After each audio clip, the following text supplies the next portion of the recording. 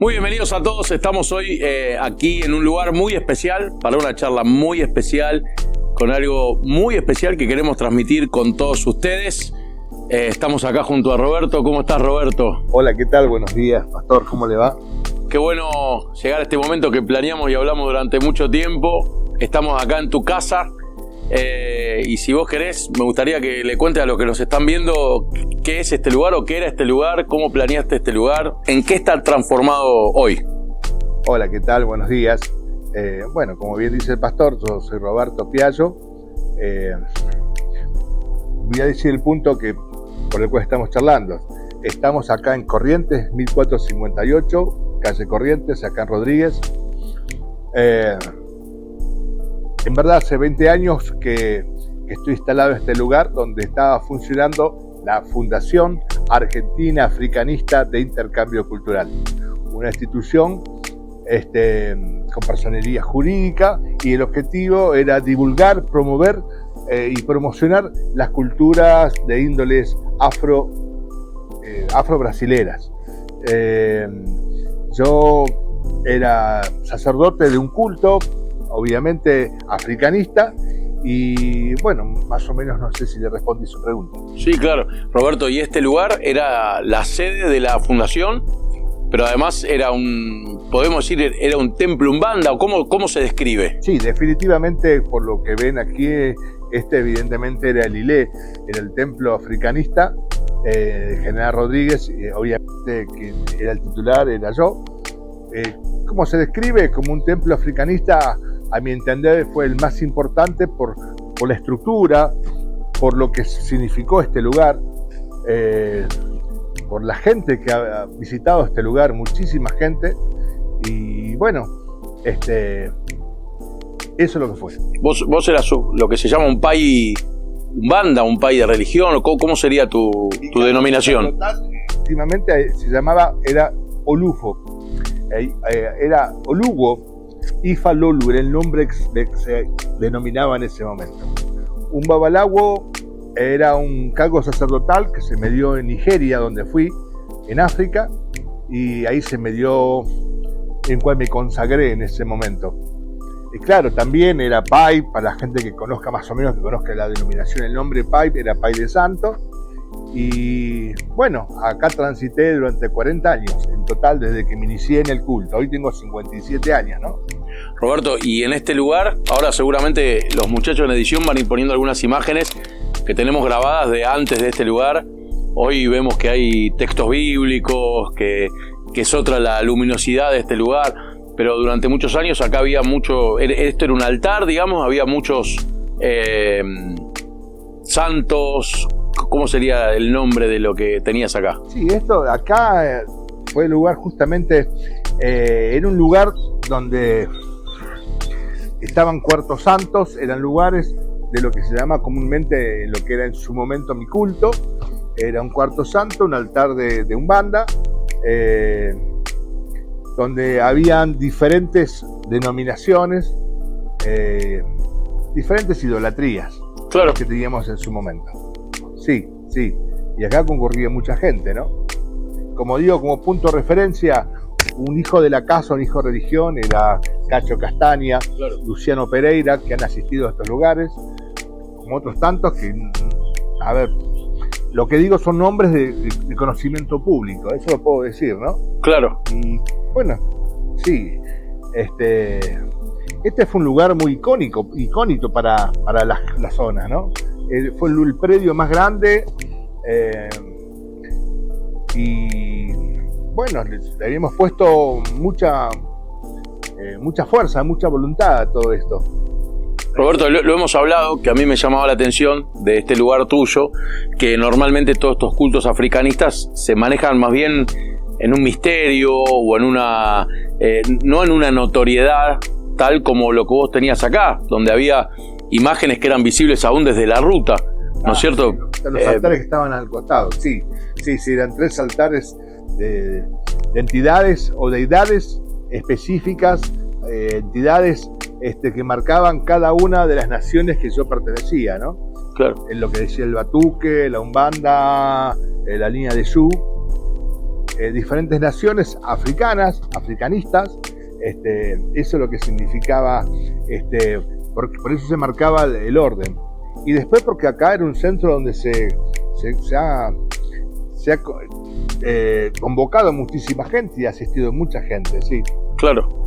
Roberto, hoy estamos preparando, y ya le contamos a los que están mirando, una campaña evangelística para el mes de febrero, y ese es un poco también el ícono de esta transformación que vos estás viviendo. Pero me gustaría que vayamos al principio, ¿no? ¿A quién sos vos, Roberto Piaggio?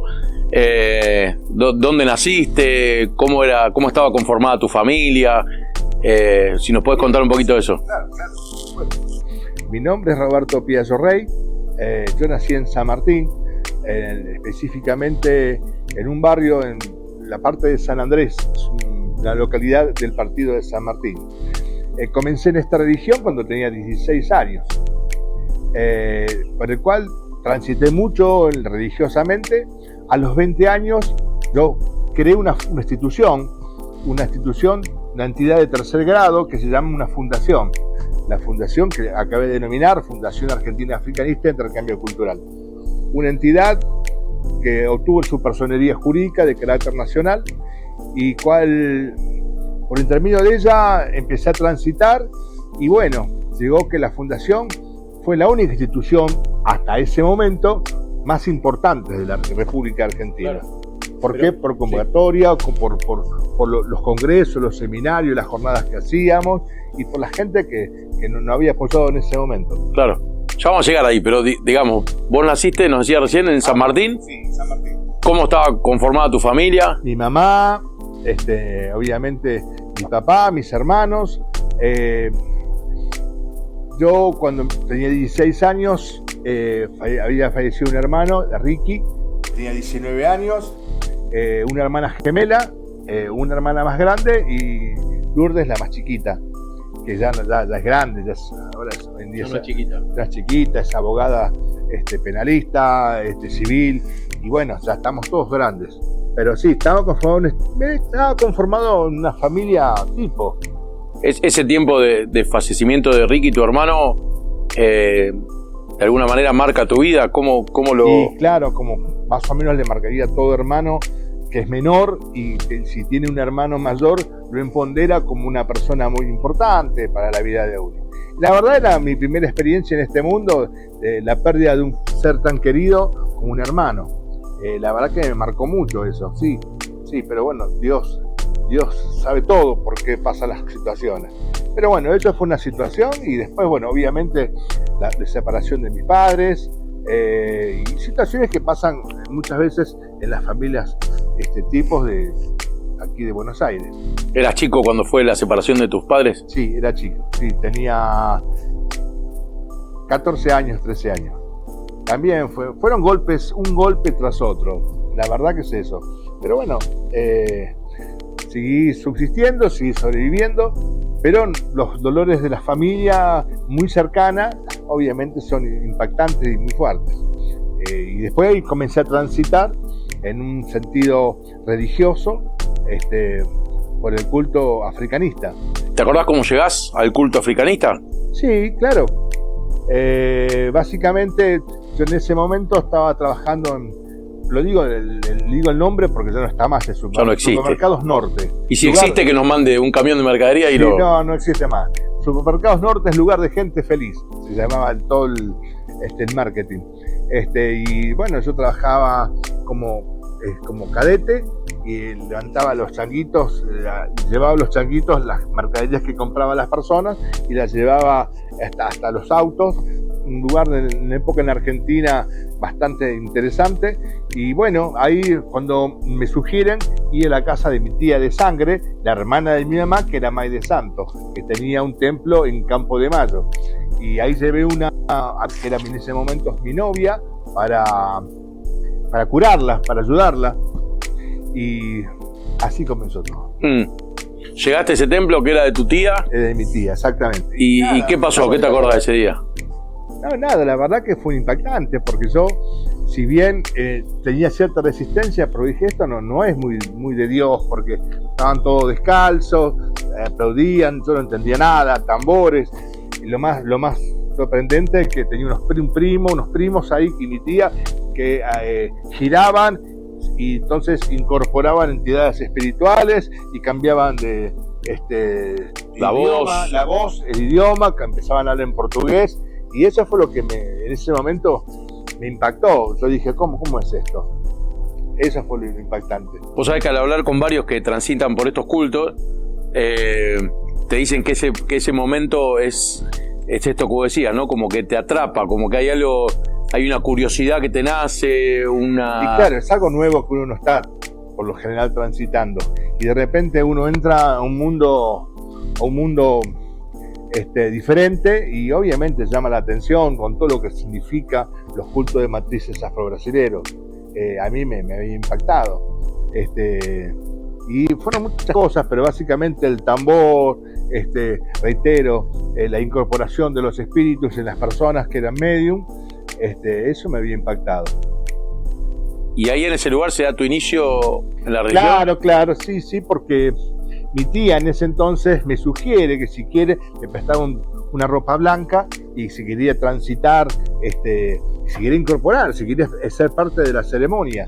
Bueno, obviamente teniendo la licencia de ella, yo obviamente asistía a esas ceremonias, y ahí cuando empecé a recibir las primeras incorporaciones de los espíritus, que esos estuvieron parte de mi vida durante muchos años. Sí, es interesante destacar esto, ¿no? Que como muchas cosas empiezan como algo emocionante, como algo llamativo. Claro, exactamente. Y con el correr del tiempo se va transformando en algo quizá incómodo, que genera cierta...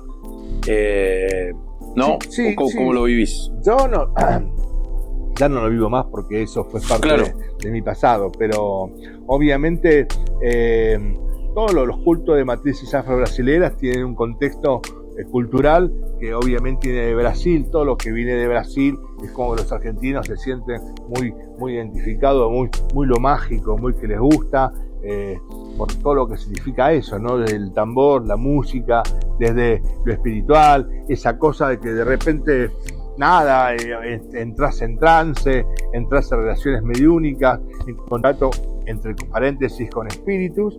Y bueno, uno tiene una sensación, obviamente, uno no la pasa mal, no es que uno va a ese momento a experimentar esa cosa que obviamente era paranormal, porque yo no estaba acostumbrado, de lo que decía en un principio, de que vivía un contexto de una familia normal.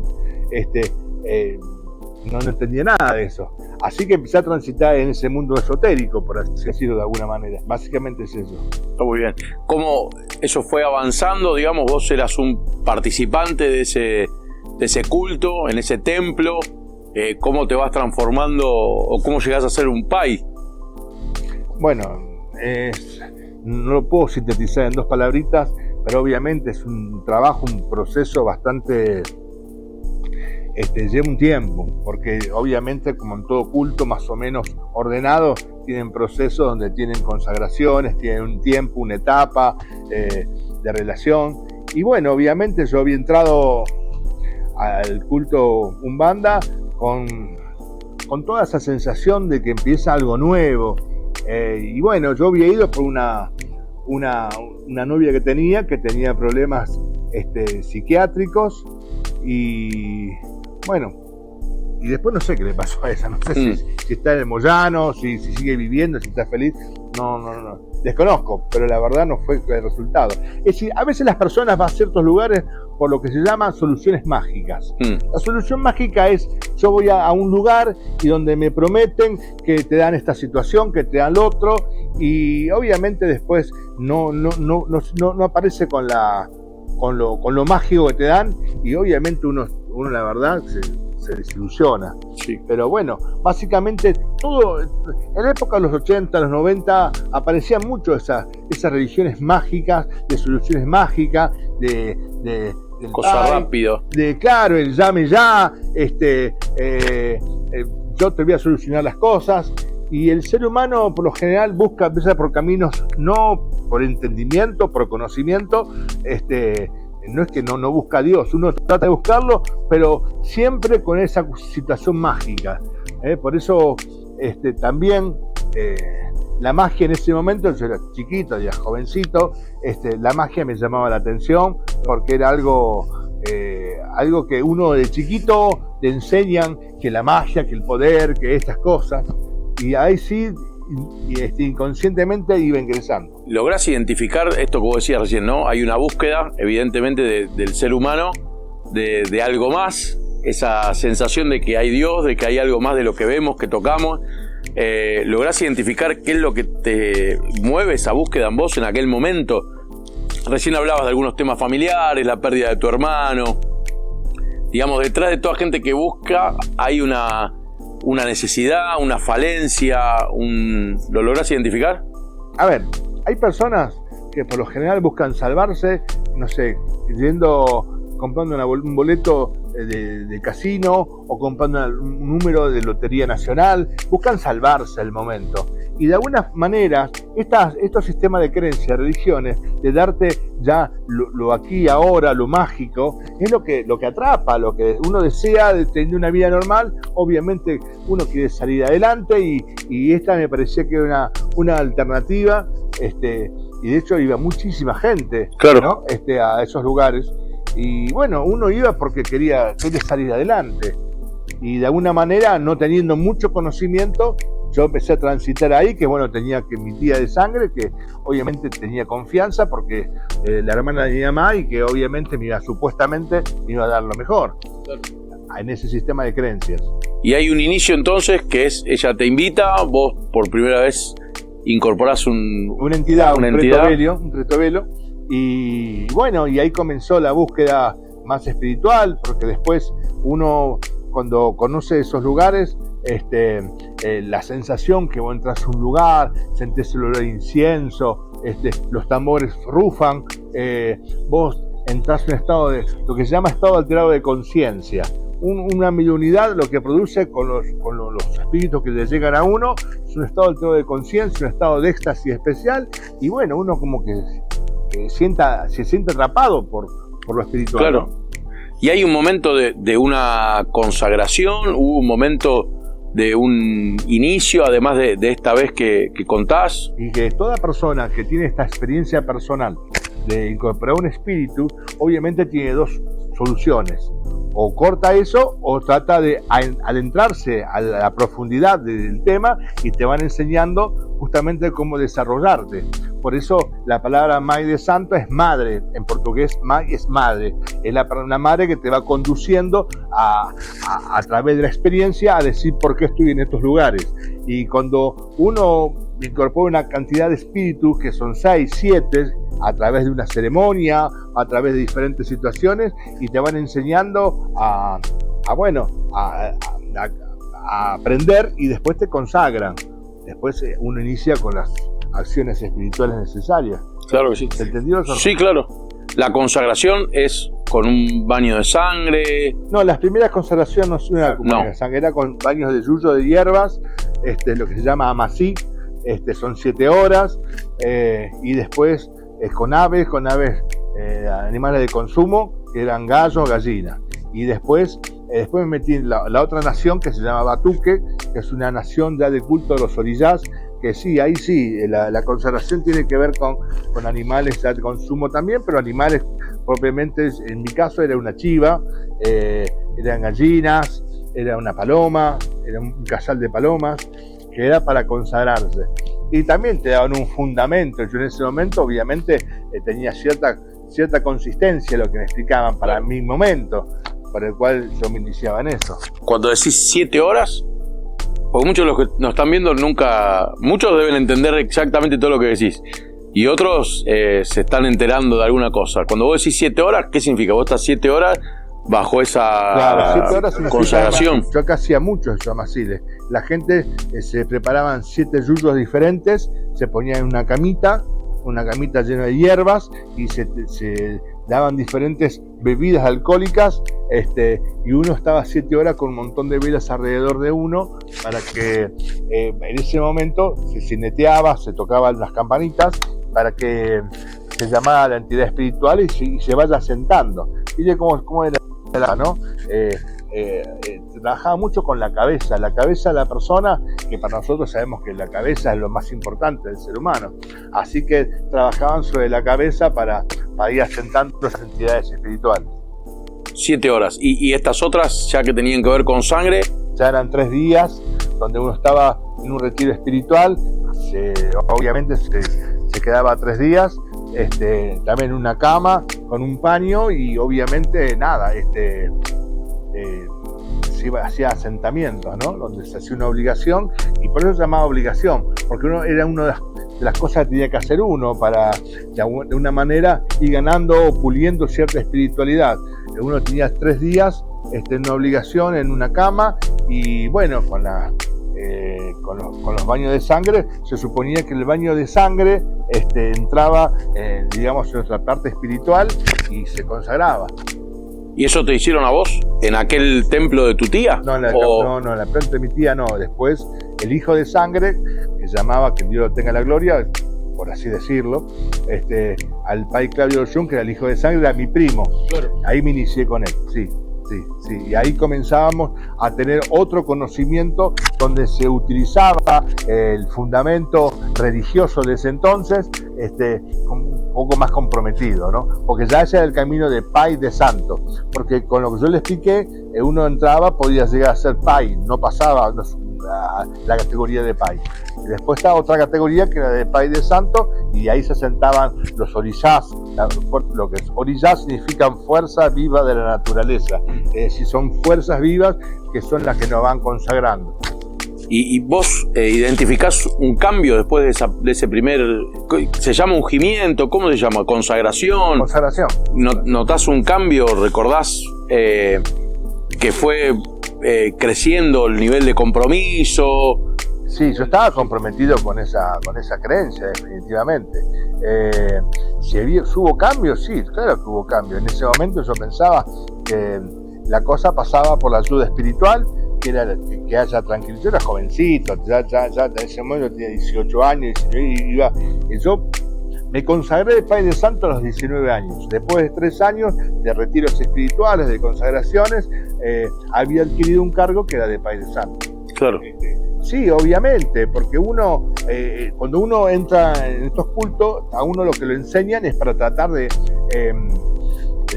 prepararse para también, entre otras cosas, para la atención de gente. La gente venía con problemas determinados y bueno, a uno les enseñaban para tratar de transformar su clarividencia, tratar de transformar el tema de rituales, para hacer limpiezas, todo lo que comúnmente se ve como algo normal. Para eso en ese entonces no me pareció un horror o una cosa que estaba haciendo algo satánico, para nada.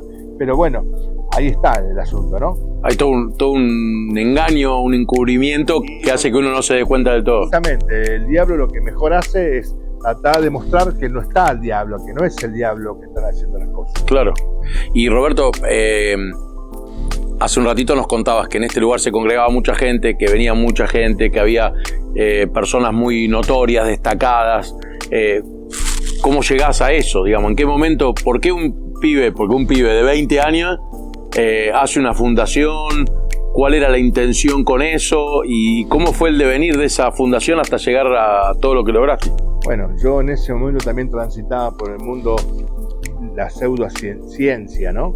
Que era por el mundo de la parapsicología, por el mundo de la metafísica, y lo que entendía que socialmente la Argentina se tiene que manejar ordenadamente, y yo tengo la posibilidad de conocer personas, y bueno, ahí es cuando tomo conocimiento y empiezo a tramitar una fundación. Y bueno, cuando se empezó a tramitar la fundación, empiezo es decir, tratando de hacer estas cosas, porque yo veía que en mi culto de Umbanda, africanismo, era como que, sí, vos aprendías cosas, pero vos veías que en otros sectores de la República Argentina era como que estaba todo muy escondido, lo que usted acaba de decir, como que era todo muy cerrado, porque en ese momento nada, hacía poco que el gobierno militar dejaba de la Argentina, que estábamos todos muy cuestionados, porque no dejaban que uno se expresara, porque el tema religioso en Argentina pasaba porque, de acuerdo a la Constitución Nacional, artículo 14, dice que hay libertad de culto. Pero en realidad no había libertad de culto, había libertad de expresión un poco con la Iglesia Católica. Y después los demás cultos eran todos... semiclandestino. Semiclandestino, lamentablemente sí, era semiclandestino y era la realidad que habíamos vivido en ese momento. Y a vos ahí, siendo ese pibe, tenés la necesidad o la impronta, la creatividad de sacar un poco a la luz. Esa fue mi intención, por el cual hice diferentes congresos, hasta a partir de ahí empecé a transitar por lo institucional. Como presidente de la fundación empezaba a convocar mucha gente y empecé a hacer seminarios, hacías teatro en el Teatro Astral, hice como 4 Teatro Astral, Teatro San Martín, la Facultad de Medicina del Aula Magna, el estadio de fútbol del Estadio de Tigre, convocamos gente y bueno, hicimos también eventos. Yo estaba comprometido con lo que estaba haciendo y trataba de venderlo positivamente, ya que los medios de comunicación eran todo amarillentos. Uno le decía en ese momento, si eras homosexual, la gente, bueno, te aceptaba y no te aceptaba. Ahora si decías yo soy un bandista, macumbero, y ya brujo, y ya te corrían por todos lados. Entonces dije, bueno, hagamos algo que ayude a esta situación. Entonces empecé a comprometerme con esa área y bueno, yo había hecho, inclusive acá hice eventos donde metía 4.000 personas. Estaba comprometido con ese momento, pero bueno, nada. Sé que quizá es una pregunta incómoda, pero digamos, vos sos el artífice de que, porque es evidente que de unos años para atrás, todos estos cultos africanistas, brasileros, toman una notoriedad, dejan de estar en las sombras, de ser algo que pasaba los martes y los sábados a la madrugada, a ser algo que uno empieza a ver eventos públicos, que empieza a ver flyer promocionando que viene tal país, tal... ¿De alguna manera vos sos el artífice de esa exposición? Mire, antes que la fundación hiciera eventos culturales, hubo 2 personas nada más que hicieron algo público, que fue una en el Teatro Savoy y otra más en un teatro, no me acuerdo en este momento cuál. Pero la que hizo público, con donde convocaba mucha gente, habíamos sido nosotros, con la Fundación Africanista. No hay otro antecedente que la gente pueda tener. Me parece que sí, había uno que un país fallecido conocido, un tal Luconi, que hizo un evento público en una calle, en el año 83, por ahí. Y después nada más. No había por eso la fundación había pegado muy fuerte, porque éramos la única institución que convocaba muchísima gente. Y paralelamente a este crecimiento, avance de la fundación, toda la parte espiritual seguía corriendo, digamos, atendiendo gente acá. Siendo hijos de religión, que fueron después futuros pais de santo y futuras mais de santo.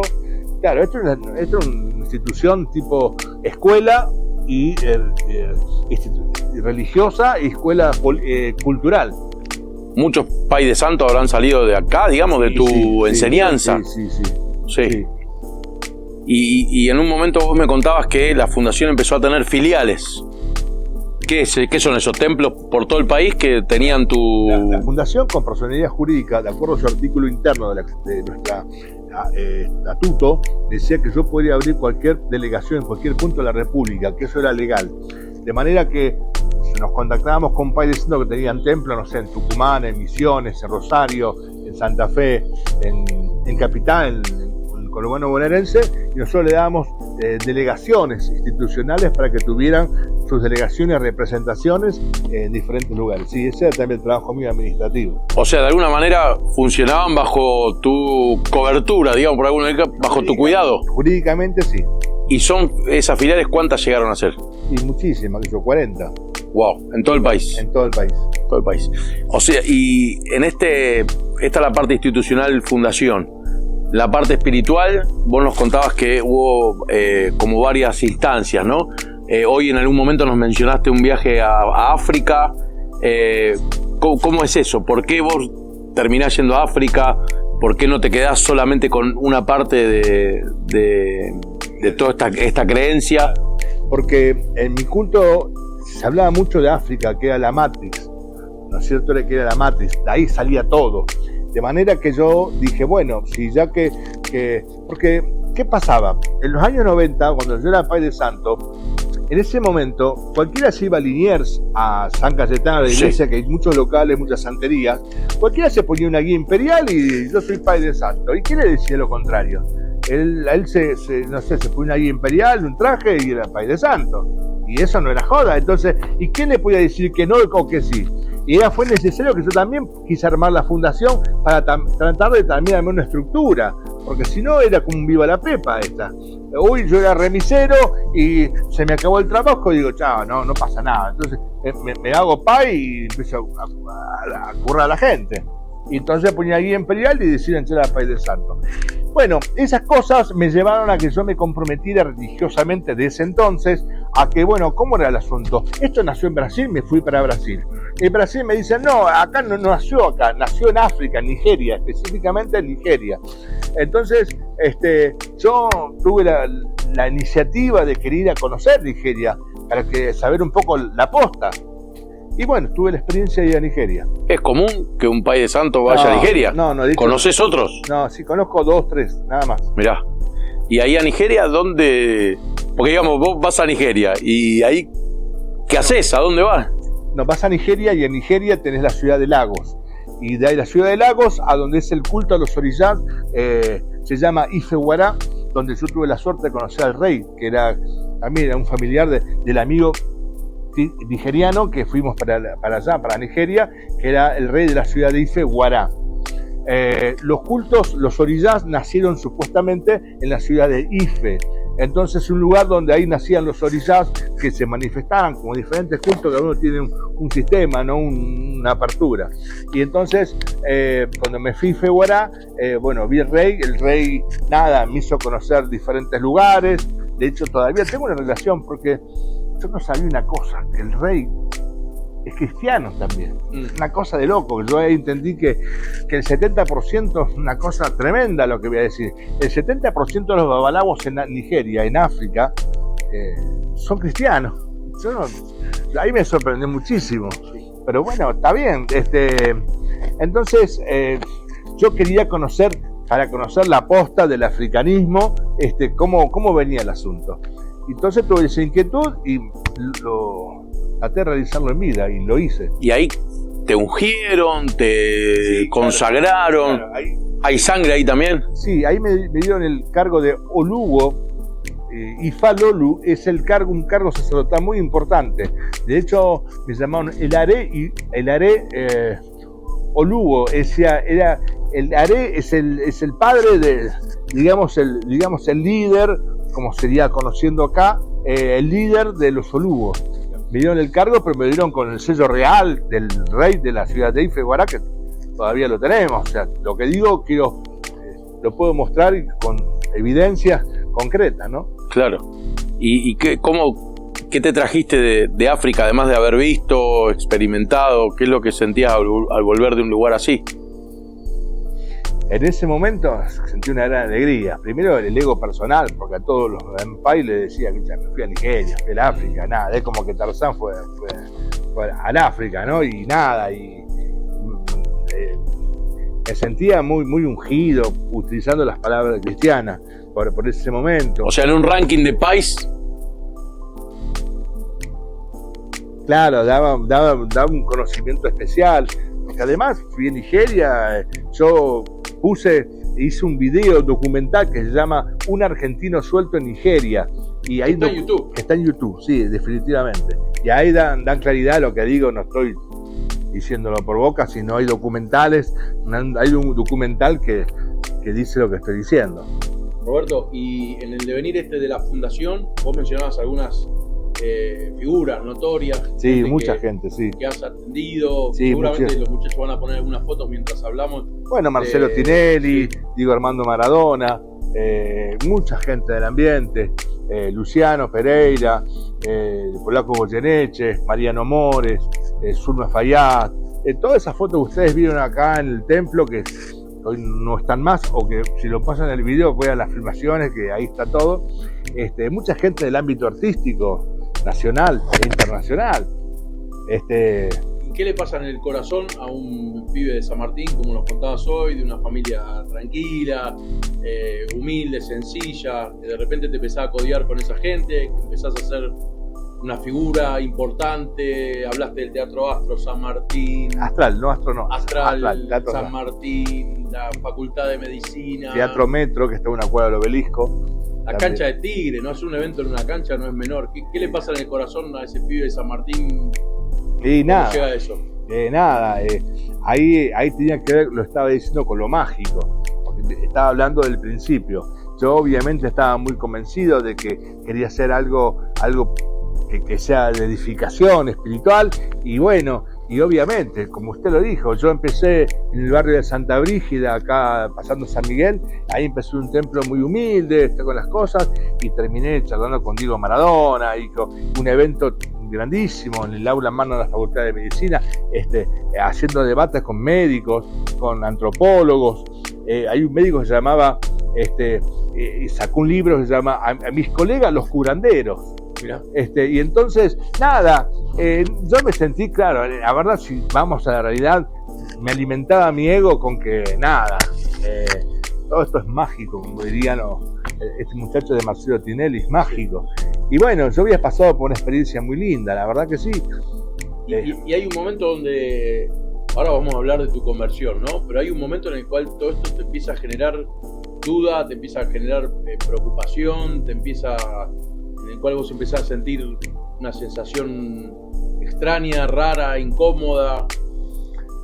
Sí, definitivamente sí. Primero, mi experiencia me había llevado a que estaba transitando por un mundo que, la verdad que, nada, te reitero, nací en San Martín y terminé viviendo en Callao de Quintana, en pleno Recoleta. La verdad que yo me sentí que estaba citando cosas lindas, pero en lo espiritual, pues ahí comenzaba a tener experiencias donde sabía que nada, que no, al principio era algo muy lindo, como todo. Al principio es lindo, es bonito, pero después pasa el tiempo y bueno, nada, yo no sentía paz. De hecho, conocí la cocaína, la droga, en ese momento. Había conocido nada, que empezaba a atender mucha gente. Yo atendía muchísima gente, pero bueno, me daban dinero, cosas económicas, pero empecé a estar en vicio, no tenía paz interior, realmente no la tenía. Y bueno, más o menos se entendió. Sí, claro. Que la plata o la fama no es todo. Como decía Cacho Castaña, la fama es un cuento. Roberto, recién te preguntaba por cuando aparece esa insatisfacción, esa inquietud. Ahí empezó. Sí. ¿Qué es lo que te genera esa inquietud? Porque también hay un tema, ¿no? Atender gente, escuchar problemas, situaciones, cosas, no es fácil. No, eso es tremendo. Yo atendía 20 personas por día y ya me saturaba. Ahí empecé a drogarme. Me dijo, ya no aguanto 30 personas. Llegaba la noche, estaba cansado y digo, bueno, mañana tengo que atender de vuelta, pero las cargas de la gente me llevaban. Mamita querida. ¿Cómo fue ese transitar en esa adicción? Y mal, porque yo primero empecé una relación con la droga, con una cuestión social. Estaba con el Diego Maradona, estaba con Coppola, estaba con Sandra Villarroel, que era la mujer de Coppola de ese momento, y empezamos como una relación social. Bueno, vamos a probar acá. Sí. ¿Y durante mucho tiempo estuviste consumiendo? Sí, 20 años. 20 años. 20 años. Ahora usted me pregunta y yo tengo que responder la verdad. El Señor Jesús me sacó todo y lo puedo decir tranquilamente. Sí. Te sentís libre de eso. De eso y de todo. Ni me acuerdo más de eso. La verdad que dije el tiempo que perdí, que quemé la vida. ¿Llegó a ser un consumo diario? No, diario no. Eran los fines de semana y después que se pintaba historia y bueno, venía 2 veces a la semana. No, la verdad que hubo etapas donde yo vivía en Malawi, Córdoba, y ahí sí se hacía, nunca fue todos los días, ¿no? Porque primero, porque mi organismo no podés consumir todos los días. El que conoce el palo, no te da, no existe eso. El que dice que consume todos los días, porque está muy quemado, no, consumía cada 4 días. Entonces, además, te cuento una cosa, venían los punteros y me traían. Yo la tenía toda, porque venían los punteros y me traían, tomá. Roberto, antes de ir a tu conversión, me gustaría que me hables de tus hijos, de las familias que vos fuiste formando. Bueno, sí. ¿Cuántos hijos tenés? 5. 5. ¿Cómo fue eso? ¿Cómo vivís esa cosa de tu paternidad? ¿Fuiste papá muy joven? No tanto. No tanto, 24 años. Sí, pues, fue las cosas más lindas que pasaban en mi vida, mis hijos. La verdad que es esa. Pero bueno, simplemente no tuve una bendición desde arriba porque me separaba con las mamás de mis hijos. Yo me hice cargo de todos mis hijos, pero me separaba y no tenés estabilidad emocional con todo el culto. Vos podés ser mucho pai, haces 20 uniones de pareja, un niño no te podés unir vos. Nadie puede dar lo que no tiene. Y lo que hacía yo, lo que hace mucha gente. Venía él y te decía pasado, presente y futuro, pero ¿de qué sirve? Como ahí viene Jesús a explicar, ¿de qué sirve ganar a todo el mundo si uno se pierde a sí mismo? Entonces no tiene gollete lo que te pasa. Entonces eso pasa. ¿Y esto te pasó de no poder conformar una familia estable? Y tuve 5 mujeres. Y la verdad que cuando tienes una, tenés 2, pero ya 5 te separás, que dice prueba sos vos, no es la persona. Y venía en ese momento a tu cabeza este pensamiento, che, estoy ayudando, ¿no? Entre comillas, a la gente a unir su pareja y yo no puedo con lo mío. ¿Aparecía ese conflicto? Claro, si yo me lo pregunté a mí mismo. ¿De qué sirve yo hacer 10.000 cosas si no puedo tener una persona? Yo lo planteaba de este lugar, yo pensaba de que, las mujeres que venían por interés, que me amaban o no, y todo al principio todo bien, pero después, bueno, no sé si era un psicópata, no sé cuál sería mi carácter, pero no funcionaba 2 años, 2 años y medio. Me parece que eso también es generacional, esa maldición, porque yo tengo padres separados. La verdad que mi infancia no fue buena, en un sentido, no en otro sí, pero la verdad que estoy explicando mi verdad más íntima. Esto no lo diría jamás a todo el mundo, y menos en mi época cuando yo trabajaba de esto. Quien me escuchaba, yo era el tipo más feliz del mundo, pero eso es una careteada. Sí. Roberto, en esta insatisfacción, en esta incomodidad que te empieza a generar esta labor que vos hacías, ¿qué espacio tiene la manipulación o el tener que mentir o fabular alguna cosa? ¿Te empieza a generar también eso alguna duda? No, mi duda pasaba por lo que acaba de decir. A ver, si yo estoy en un lugar donde supuestamente estoy consagrado, tengo un cargo sacerdotal importante, tengo un bienestar económico y no estoy espiritualmente bien, hay algo que está impidiendo. Eso es.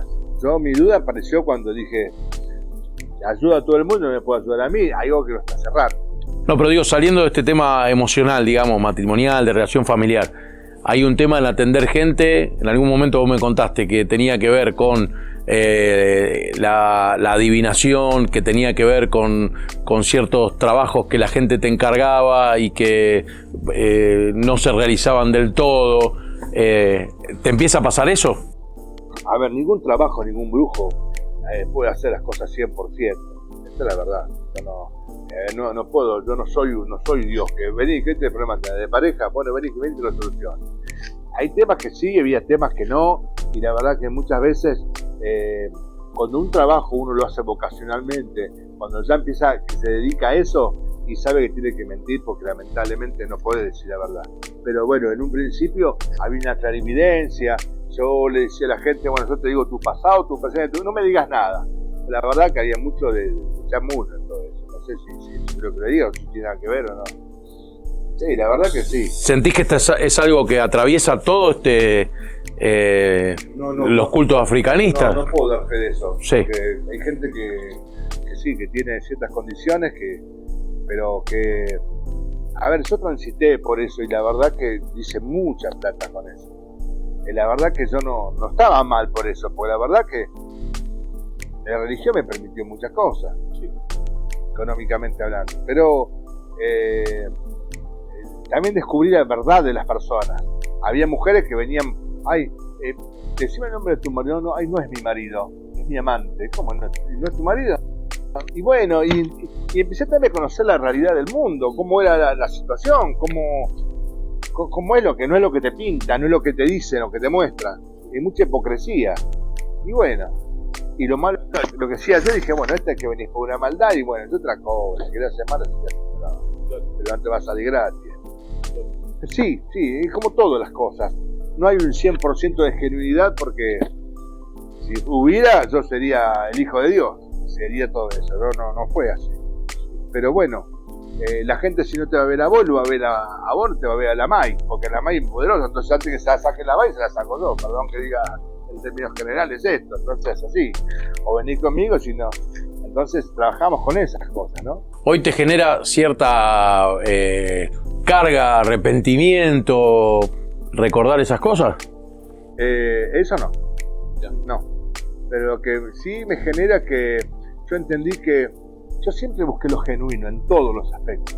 Por eso dije que me fui a Nigeria, porque yo no quería entrar con una vela, un tamborcito, unas cosas. Quería conocer la verdad, la magia del momento. Y lo que sí me siento que yo atendía gente, y como atendía gente y solucionaba los problemas, había gente que no podía solucionar, sobre todo el tema de salud. Cuando tuve experiencias personales, que vino un pibito, por ejemplo, que vino acá y nada, yo a una deidad le pedí tal cosa, me dijo, sí, se va a solucionar, y el otro día vino el papá llorando que se le murió el pibito. Entonces no fue lo que me dijeron que era. Entonces perdí. Yo tuve problemas espirituales por eso, porque yo me sentí muy mal. Yo, si estoy en un lugar es para hacer algo, si soy un profesional de algo tengo que estar para hacerlo. Y como vi que no era así, entonces dije, no va. Y después empecé a profundizar la cosa y me di cuenta, bueno, que los CSU, por ejemplo, no se está grabando esto, ¿no? Sí. ¿Ah, está grabando? Sí, claro. Ah, bueno. Bueno, pero básicamente... ¿Pero qué iba a decir? No, porque me pensé que era un tema en contexto acá interno. Pero la verdad es que es eso. Yo me parece que no... cuando empecé a desilusionar, cuando vi el tema de los CSU. Los CSU definitivamente son demonios. Los incorporamos, ¿no? Abrimos puertas espirituales a lugares que traemos al enemigo del otro lado. Pensamos que solucionamos algo y no solucionamos nada, empeoramos las cosas. O sea, la mentira es que son espíritus que vienen a guiarte, a ayudarte, y vos te terminás dando cuenta que son demonios. No, yo me terminé dando cuenta que son demonios por cosas específicas. Pero mucha gente piensa que son espíritus, lo que les llaman espíritu de luz, espíritu que ayuda, espíritu que dan sabiduría. Bueno, pero así es la vida, el sistema está compuesto así, energéticamente el mundo está compuesto así, que tenés que trabajar, vivir como un esclavo. Te despertás, trabajás, vivís con tu familia un poco y te dormís y así. Y yo quería salir de esa monotonía, esa es la realidad. Quería salir de ese mundo tan chato, tan común, de voy a trabajar, como duermo, voy a hacer mis cosas. Y yo quería lo mágico, quería lo espiritual. Y ahí empecé a hurgar en muchas cosas, específicamente en la metafísica, qué sé yo, Osmandino, Burniev, personajes muy conocidos del otro lado. Pero, como me dijo un amigo mío, ¿quién conoce la felicidad? Vos estás en pareja, ¿y quién me garantiza que se va a ser feliz? Y eso no lo sabe nadie. Si lo supiera un conocido cantante de mi época, ahora no, los chicos, Fernando de Madariaga, muy conocido, me decía, Roberto, pero ¿quién tiene la fórmula de la verdad? La fórmula de la felicidad. ¿Alguien la tiene? Seríamos todos felices. Pues nadie la tiene, la fórmula de la felicidad. A mí no me gusta la hipocresía y la mentira y la manipulación, pero sí había mucho de manipulación, obviamente, en el punto. Sí. Había mucho de manipulación. Roberto, y arranca un tema de salud grave o no. ¿Cómo fue? ¿Cómo arrancó eso? ¿Te empezás a sentir mal? Tu tema de los riñones, ¿cómo fue? ¿Te empezás a tener alguna manifestación física? Bueno, ahí fue mi transformación. Ahí fue cuando yo, el Señor me hace un llamado espiritual. En verdad, básicamente lo que tuve yo fue un cáncer de riñón. ¿Pero cómo te enterás? Yo cuando, fíjese lo que son las cosas, yo estaba con mi mamá en un lugar hace muchos años, que fui a ver un nefrólogo, que los nefrólogos son los que estudian justamente el tema de los riñones, y tenía una manchita. Y ese médico, me acuerdo hasta hoy, que me dijo, ojo con esa manchita. Bueno, pasaron los años, empecé a trabajar en el hospital de clínicas, comienzo a transitar por ahí, y bueno, tengo la posibilidad de conocer médicos, y veo a un nefrólogo y me saca una ecografía. Entonces me saqué la ecografía de riñón y vi una mancha más o menos grande. Entonces me vas a hacer una tomografía, algo más intensivo, y ahí se descubre que tengo un nódulo de 10 centímetros. Entonces el cirujano, el médico que me atiende, me dice, esto vas te vamos a tener que sacar el riñón, porque si no te lo sacás con ese riesgo de que se produzca una metástasis, que se produzca el cáncer, que se esparza por todo el cuerpo y te morís. Entonces dije, bueno, perfecto. Tomó la decisión de operarme y me extrajeron el riñón. Lo que yo no sabía, que la extracción de un riñón, de un pulmón, del corazón, no es una cirugía básica, es bastante complicada, es una cirugía muy complicada. Bueno, y yo me habían operado en el hospital de clínica, justamente donde trabajo yo, y bueno, me fueron a quirófano, me fui al quirófano y a los 4 días que me habían entubado todo por el cuerpo, pusieron cables por todos lados, yo estaba en terapia intensiva, estaba obviamente en terapia, y le llamaron a mis familiares y dijeron, señores, tengo que decirles que no sabemos si mañana sobrevive, porque había pasado una descompensación energética que no me daban vida. Le decían que esta noche no pasa, así que abrácenlo, hacen todos los familiares, vengan a terapia, entren, salgan, abrácenlo, que mañana no sobrevive. Los otros días estuvimos con Alan, tu hijo, claro, y él nos contaba ese momento, ¿no? Cuando lo llaman y le dicen, vení a estar con papá porque... Definitivamente. Bueno, son los últimos momentos. Hay testimonios que pueden explicar. Bueno, el tema es que eso fue un miércoles, y yo no pasaba el día jueves. Yo el día jueves seguí en terapia intensiva, y el día viernes... Perdón, ¿y qué era? ¿Un sangrado interno, nos dijeron? Como un colapso del cuerpo, digamos. Ni los médicos sabían qué es lo que me pasaba. Tomaron todas las precauciones necesarias, pero bueno, no... Científicamente, y estoy hablando del hospital de clínica, es un hospital escuela donde los médicos se reciben ahí, en el hospital de clínica, ahí estudian, ahí se preparan y ahí van a estudiar. Y no lo encontraban, tuvo un desangrado, pero no hubo una explicación, porque, es decir, yo por destino tendría que estar muerto ahora. Bueno, el tema consiste en que eso fue un miércoles, yo me despierto el día viernes, de la nada, la verdad que lo digo siempre, pero lo voy a decir de vuelta. No voy a decir que tuvo una manifestación, que la luz, que Dios me apareció, no. Pero de la nada apareció, me desperté, y lo que sí, que ahí me empezó a impactar mucho, un médico cirujano me despierta, me dice, hola, así me dijo, Lázaro, ¿estás despertado, Lázaro? Levantate, Lázaro. Y ahí me empezó, y es como que empecé a asociar al Señor Jesús. Después empecé a sentir que mi cuerpo, yo estaba como una sensibilidad especial, que todo lo que me decía como que me daba angustia, lloraba. Acá en el plexo solar una situación que no entendía, y sí tenía, yo en mi mente había una confusión, pero yo sabía que el Señor Jesús, a Él había hecho un cambio tremendo, porque... Reitero, yo me decía, loco, no sé cómo estás vivo. Bueno, yo escuché muchas veces en los medios, en la radio, en la vida, estuvo a punto de morirse, pero en mi caso habían médicos que ya estaban instalando que al otro día yo me moría, que era lo más factible, y eso me impactó muchísimo. Y entonces, y eso nunca se lo había dicho, pero la sensibilidad mía de emoción, de una sensación, nunca había tenido esa sensación. Yo en un principio pensé que era una sensación que era por el quirófano, porque me habían puesto anestesia, y que bueno, que era por una cuestión fisiológica, pero así estuve como 3 meses en este estado. ¿Se acuerda que yo le había dicho que la mamá de mi hija lloraba, decía que yo lloraba por cualquier cosa, estaba muy sensible? Pero la conversión fue en ese momento. Sentí que Jesús, él no, dijo que no se va a morir, porque yo le estoy interviniendo, y siento como que él me arrebató de un lugar de oscuridad, y me arrebató, y dijo, no, este es mío, esto bueno, cosas que ya no lo puedo explicar con palabras, cosas que pasaron por momentos que es medio difícil de explicar con palabras. ¿Pero lo habías escuchado de Jesús? Sí, muchas veces. ¿Te acordás la primera vez? Sí, me acuerdo, claro. La primera vez yo tenía 12 años y había un campamento del grupo de los bautistas, los cristianos, y ahí había aceptado a Jesús como mi Salvador en ese momento. Y uno dice, pero si aceptaste a Jesús como tu Salvador, ¿y por qué entraste en el tema de la macumba? Porque yo lo acepté en esos días, vine para mi casa. Me acuerdo que tenía mi mamá, que mi mamá tenía su santo en su mesita, en su cocina, tenía un montón de imágenes, y yo dije, la ironía de la vida, yo le dije, mamá, esto no es de Dios, porque Dios no quiere que atienda a los santos, porque Dios es muy celoso, y Él no quiere esas cosas, y se las tiene todas las imágenes, que tenía San Jorge, tenía un montón de imágenes.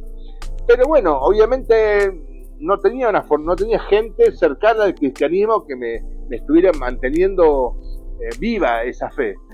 Y bueno, después entré en los cultos de matriz africana.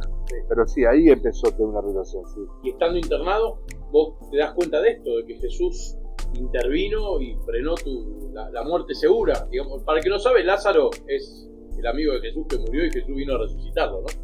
Pero tremendo, pero la verdad que fue así. Yo transité por muchos caminos de mediunidad, de sentir cosas, pero lo que sentí en ese momento fue único. Porque además yo no entendía nada, me decían, ¿cómo estás vivo? Ya se reían los muchachos, pero yo, la verdad que muy sensible me desperté. O sea, al tiempo de hoy no lo puedo explicar qué es la sensación que sentí, pero yo definitivamente sentí que la mano del Señor fueron de Él, no fue de otra persona que hubo ese cambio. ¿Cuándo te das cuenta que acercarte a Jesús indefectiblemente te tenías que alejar de este culto que lo venías contando recién, que tenías 30 y pico de años ya metido adentro?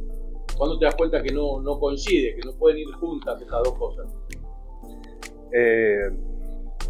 Mi situación en el momento que yo estaba transitando hace 2 años atrás, que no me cerraba nada, atendía a gente, me traían plata, tenía las cosas, pero había un vacío en mi interior que yo sentía que estaba con deuda con Jesús. O sea, no sé por qué, no me lo explicaba, no sé, pero yo tenía que estar con Él. Específicamente fue eso. No lo puedo explicar en ese momento y en este momento tampoco por qué fue este llamado del Señor. Hoy, a los tiempos reales, me doy cuenta que el Señor me está usando. Usted lo acabo de explicar. Acaban de hacer una campaña muy importante, va a haber unos cambios muy importantes. Y si eso no fue Jesús, hoy entiendo por qué me usó, ¿no? Digamos, el buen sentido de la palabra. Me usó como instrumento para beneficios, cambios nuevos. Esta es la realidad. Pero es un tema espiritual, con una sutilidad espiritual que no lo puedo percibir físicamente. Pero lo que sí tengo certeza de que el Señor Jesús me cambió mi vida. Él cambió, me transformó. Yo a veces no lo logro entender, pero Él arrebató mis cosas. Entonces no me la quiero dar de santo, que el Señor, no sé qué pasó. Lo que sí sé es que la oportunidad me la dio. Y trato de vivir o convivir relacionado con lo que el Señor me hizo. Por eso, obviamente, hice la conversión, por eso trato de adorar a Dios. Yo utilizo una palabra que me vino por revelación, que de otro lado lo escuché un pastor, que no dijo lo mismo, pero más o menos. Yo no creo en Dios, yo le creo a Dios. Sí. Y para creerle a Dios tengo que hacer la voluntad de Él, no la mía. O no puedo hacer una creencia basada en lo que más o menos entiendo. ¿Y qué es lo que quiere Dios? ¿Qué voy a manejar por libritos que aprendí? Dios quiere una ofrenda, Dios quiere... No, Dios quiere eso. Empiezo a entender que Dios no quiere ofrendas físicas. Es un Dios espiritual, un Dios de amor, de sensibilidad especial. Y bueno, Dios quiere que hagamos lo que Él quiera, lo que es su propósito. Hay que aceptar y ser disciplinado con Él, no ser obediente. Y tratar, si vos buscas algo, si uno quiere, qué sé yo, enamorar a una mujer, ¿qué hace? Trata de buscarla, de saber lo que ella quiere, para de alguna manera congraciarse con ella. Bueno, esta es mi relación con Dios. Yo quiero que Dios tenga una relación conmigo y bueno, tengo que hacer lo que a Él le gusta. Y obviamente, si hay que romper lo que usted acaba de decir, las imágenes, las fotos, compartir mis tierras, mis cosas para que se hagan propósitos muy grandes. Y lo hago porque es lo que le agrada a Dios. Y eso tengo que hacerlo. Básicamente es eso. Parte de eso, bueno, recién hablabas, seguramente vamos a ver algunas imágenes. Había, valga la redundancia, muchas imágenes en este lugar y demás que, bueno, evidentemente las imágenes que seguramente ahora están los muchachos compaginando son fuertes para algunos, pero tenemos que entender que todas esas imágenes fueron tuyas durante mucho tiempo y vos fuiste el que tuviste la potestad de destruirlas en el momento que te pareció oportuno. Y me pareció oportuno porque yo quería agradar a Dios en toda su onda. Él no quiere idolatría y lo primero que tuve que sacarme encima de esto, que le agradezco a usted porque usted fue el que intervino acá, que me dijo hacer tal cosa, hacer tal otra. Y bueno, obviamente todo con un contexto bíblico, ¿no? Lo que me decía tenía relación con lo que decía la Biblia. Y así que no se hizo nada fuera de término. Y nada, obviamente tengo intención de agradar a Dios porque el Señor me salvó la vida y yo estoy en falta con Él, estoy en deuda. Y entonces quiero transitar por el camino que le agrade a Dios. Reitero, yo por ciertas cuestiones de creencia me fui hasta Nigeria. ¿Cómo no voy a hacer por Dios que me creó, que me dio vida? ¿Cómo no voy a hacer las cosas para Él? Más aún. Y la verdad que si usted me lo pregunta, yo lo puedo explicar, de que tengo una paz, una tranquilidad que antes no la tenía, y esta es la realidad. Nunca más la droga, nunca más el alcohol, nunca más transitar por camino caminoso. Y bueno, eso, hay cosas que no la puede entender la gente de un momento a otro. Lo que me pasó fue algo que, por eso digo, una transformación no solamente de mi deseo, no es que, ay, soy cambio. No, fue así. Porque la verdad, uno tiene que estar en mi lugar. Estar de 40 años en un culto, con las cosas que experimenté, que viví, que las cosas que pasé, cambiar de un momento a otro, sé que no es normal tampoco. Yo no lo puedo explicar, porque no es normal, no le puedo dar explicación. ¿Y por qué cambiaste de fe? La verdad que no lo sé, no puedo decir que, ay, porque una iluminación, no. Fue algo que me vino así, de golpe. Una convicción. Una convicción interna, espiritual, que a veces, la verdad, tengo internas, porque a veces digo, ¿por qué estos cambios? Y la verdad que cambiar toda una vida, tanto sea su cambio económico, pero el Señor me dio una oportunidad única, que yo tenía un problema de salud que estaba por morir, y hoy puedo contarlo, pastor. Claro que sí. Y eso me parece que es lo más importante. Sí. Roberto, hubo un momento en el cual fue tu última participación en los cultos africanistas. ¿Lo viviste de esa manera? ¿Te diste cuenta, esto ya no es más para mí? ¿Hubo un corte definitivo? ¿Se fue dando en el tiempo? ¿O cómo fue? Mire, yo entiendo esto. A Dios hay que amarlo con temor y temblor. Entonces, sé que lo que no le agrada a mi padre, no tengo que hacerlo. Y por eso decidí no hacerlo. Ya aprendí que uno tiene que estar bajo autoridad. Y la mejor autoridad que puedo tener es mi Dios. Y entonces si Dios te dice, marcate por un camino, por una senda, no te desvíes. Si la verdad que el Señor es el dueño de la vida. Por eso Dios es el camino, la verdad y la vida. Sin la vida no tengo a Dios. Si no tengo el camino, no tengo el éxito, no tengo la felicidad. Y si no tengo la verdad, que es la fundamental, la verdad para saber cuál es el camino. Y eso es lo que, obviamente, estoy transitando por esta experiencia porque quiero saber, porque Dios me dio esa convicción. Jesucristo es la verdad. Él es la verdad. Entonces, yo transité por muchos caminos. Y mi relación con Él es personal y bueno, yo le agradezco a todas las personas que me han acompañado en todo este tiempo, pero mi testimonio es algo muy diferente, muy especial. No puedo decir que, la verdad que esto, si pienso en mi comodidad, y no tendría que cambiar, porque esto me daba una cosa única. Por eso Dios me llevó hasta este momento. Dios esperó que yo, lo que sí recuerdo, que cuando me estaban operarme, yo me encomendé a Dios Padre, ayúdame. Lo que no pensé que iba a terminar en una terapia intensiva en un hospital. Entonces, yo trato de agradarle a Dios porque sé que Dios, en el momento necesario, Él estuvo conmigo. Él me salvó porque vino un médico cirujano y me dijo, un terapista se le llama, me dijo, ¿qué haces, Lázaro? Que me dijo con cierta sorna, ¿no? Porque como diciendo, la verdad que no sé cómo estás vivo, hermano. Yo soy médico, te tengo re clara, y la verdad que tenía 18 cables, parecía Robocop por todos lados. Y la verdad que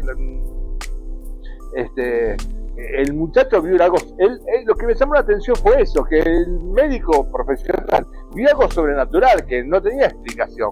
Después pasa el tiempo, a los 2 o 3 días les pregunto a otro médico, ¿y por qué es lo que me pasó? ¿Qué es lo que me pasó? Y nadie sabía explicarme nada, porque si nadie quiere explicarte nada, porque no pueden explicarme, porque se le escapó el libreto que tenía. No tiene explicación. Así que fíjese si eso no fue sobrenatural, pastor. Algo, Roberto, que compartíamos en el momento de desarmar el templo, es que compartíamos el Salmo 115, no sé si te acordás, cuando la palabra va a decir que hay dioses con minúscula, que tienen pies pero no caminan, tienen manos pero no tocan, tienen boca y no hablan. Y hablábamos en ese momento la relevancia de que si alguien es Dios, tiene que cuidarme a mí y no al revés. O sea, cuando yo tengo un Dios al que yo tengo que cuidar, al que yo tengo que proteger, al que alguien puede venir con un martillo y romperlo, evidentemente no es Dios, evidentemente no es deidad, evidentemente no tiene... Es un Dios hecho por mano de hombres imperfectos y por lo tanto es un Dios con minúscula, por llamarlo de alguna manera, un Diosito que no puede cuidar mi vida, ¿no? Creo que la diferencia entre nuestro Dios y cualquier otro Dios que se quiera levantar es justamente esa, ¿no? Que Dios nos cuida a nosotros, Dios nos guarda a nosotros, Dios nos bendice a nosotros. Y en este caso del templo que desarmamos, que vos durante tanto tiempo construiste con esfuerzo, con mucho recurso y demás, pasaba por ese lado, ¿no? Dioses que no podían cuidarte. Pastor, yo puedo decir lo siguiente. Yo escuché charlas en su momento cristianas, y donde está el viejo hombre y el nuevo hombre. Yo soy el nuevo hombre en Cristo. Pero obviamente todavía tengo un problema entre la carne y lo espiritual. Yo carnalmente, la verdad que no me hubiese gustado hacer nada de esto, porque yo obviamente más allá de lo económico puse un montón de plata y un montón de experiencia de vida, obviamente, pero yo no hice un análisis profundo, porque la verdad no, yo dije, mi Dios es el Señor Jesús, que me salvó y ya está. Hago esta relación cuando uno ama a alguien y no le importa nada, voy a seguir y agradarle a Él, que no me interesa nada, porque si uno ama a alguien, lo tiene que amar a tu Dios, a tu Padre, a quien ha estado, porque si no es tremendo. ¿Cómo puede ser? Hoy fíjese en los tiempos que corren. Este lugar, este templo, donde fue el lugar donde se hacían otro culto, otro sistema de creencia, pero el Señor, hoy esto está vivo porque de alguna manera el Señor sabe lo que yo quería todo esto. Y Él obviamente, está transformando todo, mi vida, mi salud, mis emociones, mi centro donde yo estoy pululando, donde estoy viviendo, mi atmósfera. Así que la verdad que nada, él no puedo decir la palabra mágico, porque Dios utiliza esa palabra mágico. Él es poderoso, él es soberano, no sé qué palabra decir. Estoy quizás en ese primer amor que uno dice, bueno, Dios es todo, y por eso estamos charlando ahora, ¿no? Che, Roberto, ¿qué le dirías a alguien que... Dos preguntas. La primera, ¿vos pensás que hay alguien que transita por estos cultos que no tiene esta duda? O sea, todos de alguna manera, Pais, Mais, tienen esta inquietud, y si es así o no lo es así, ¿qué le dirías a la gente que transita por estos cultos, que quizá está queriendo salir, que quizá empieza a tener esta incomodidad que vos tenías, que tiene que ver muchas veces con el engaño, que tiene que ver muchas veces con la manipulación, que tiene que ver con que ese Dios no responde? ¿Qué le dirías? ¿Hay vida después de todo esto o no?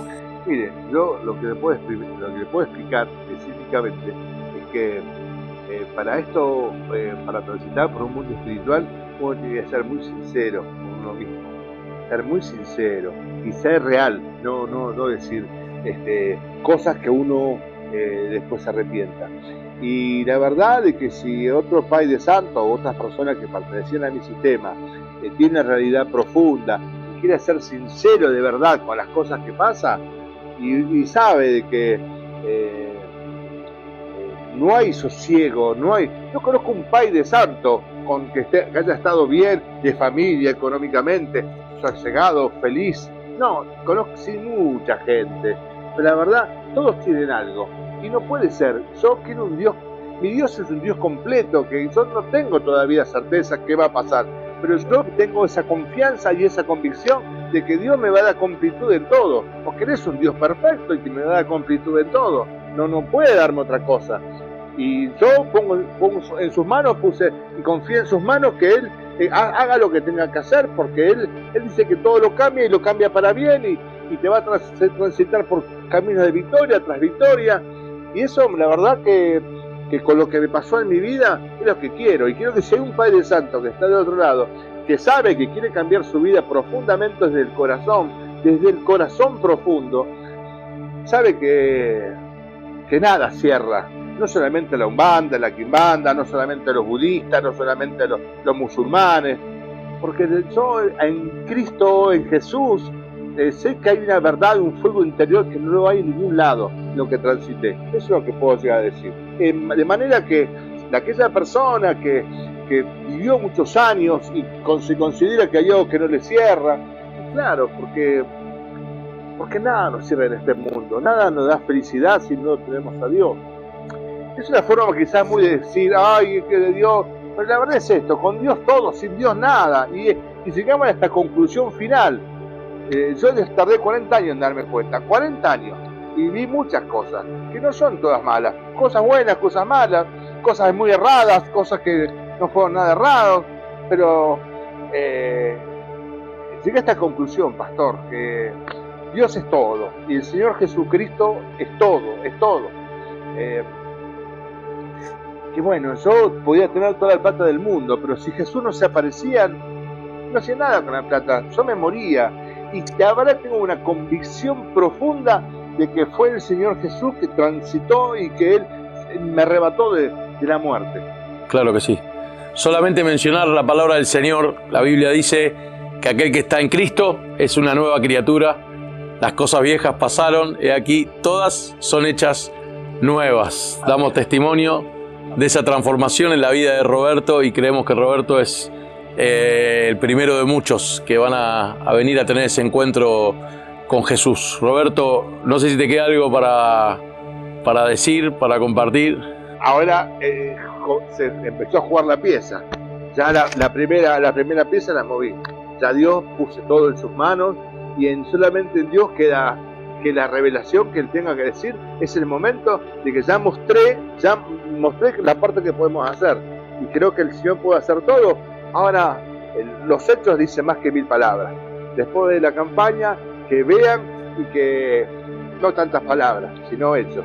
Como dice la palabra, ¿no? La fe sin obra es muerta. Es muerta. Entonces, vengan con fe y con la obra, más que con palabras, con cosas claras, y que esperemos que vengan. Tengo mucha expectativa que vengan, porque la verdad que el pastor y toda su gente han hecho cosas tremendas para que se haga todo esto. Y pues lo hacemos por ustedes también, para que las personas puedan llegar en su momento a que puedan encontrar sus soluciones como las encontré yo en su momento. Me gustaría, para terminar, invitar a todos los que están mirando a hacer una oración. Si en algún momento esto, como decíamos recién, te interpela, te genera dudas, cosas, sea que hayas transitado por los cultos africanistas, Umbanda, Quimbanda, sea que estás pasando un proceso de enfermedad como le tocó a Roberto, hoy es un día espectacular para venir a Cristo. Así que yo quiero invitarte que donde vos estás cierres los ojos y hagas esta oración conmigo. Le digas: Señor Jesús, en este día yo te abro mi corazón, te necesito en mi vida, reconozco que te he dado la espalda, pero hoy me vuelvo a vos de todo corazón. Hoy te hago mi Señor y mi Salvador. Te doy gracias, Dios, porque sé que nunca más estoy solo. Por la eternidad voy a caminar tomado de tu mano. En el nombre de Jesús. Amén. Amén. Que Dios te bendiga. Jesús te ama. Gracias, Roberto, por recibirnos en tu casa. Por favor. Que Dios te bendiga y todo va a estar bien, hermano. Gracias, pastor.